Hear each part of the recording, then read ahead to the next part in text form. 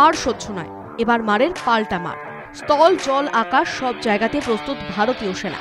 Video প্রকাশ করে শক্তির জানান দিল ভারত। স্থলবাহিনীর পাশাপাশি নৌবাহিনীও ভিডিও প্রকাশ করেছে। অনেকেই মনে করছেন পাকিস্তানের বিরুদ্ধে সরাসরি চ্যালেঞ্জ ছুড়ে দিল ভারত।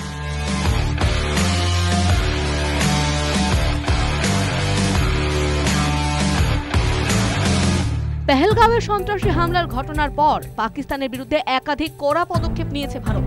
জঙ্গিদের খুঁজে বের করতে তল্লাশি অভিযান শুরু করেছে ভারতীয় সেনা ও কেন্দ্রীয় পুলিশের যৌথ বাহিনী। বিশেষ করে অনন্তনাগ, পুলওয়ামা এবং বারামুল্লায় চিরুনি তল্লাশি চালাচ্ছে সেনাবাহিনী। একজন উগ্রবাদীও যাতে বাদ না পড়ে তার জন্য ড্রোন দিয়ে চলছে তল্লাশি।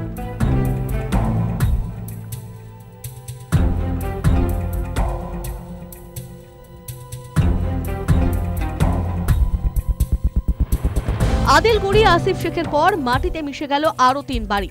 দক্ষিণ কাশ্মীরের পুলওয়ামা, কুলগাম এবং শোপিয়ানে উড়ল আরও 3 লস্কর জঙ্গির বাড়ি। তারা পেহেলগাঁও হামলায় জড়িত বলে অনুমান।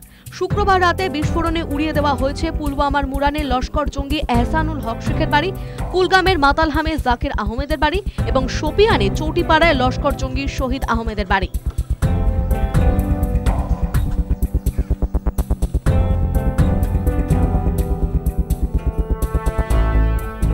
এরই মধ্যে অবৈধভাবে পাকিস্তান ও বাংলাদেশ থেকে আসা প্রায় 500 জনকে আটক করেছে আহমেদাবাদ এবং সুরাটের ক্রাইম ব্রাঞ্চ।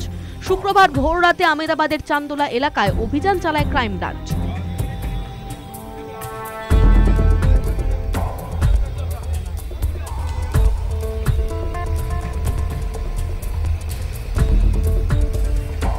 পেহেলগাঁও হামলাকারীদের কোনোভাবেই ছেড়ে দেওয়া হবে না, প্রয়োজনে অন্য দেশে গিয়েও হামলা করা হবে, স্পষ্ট বার্তা ভারতের।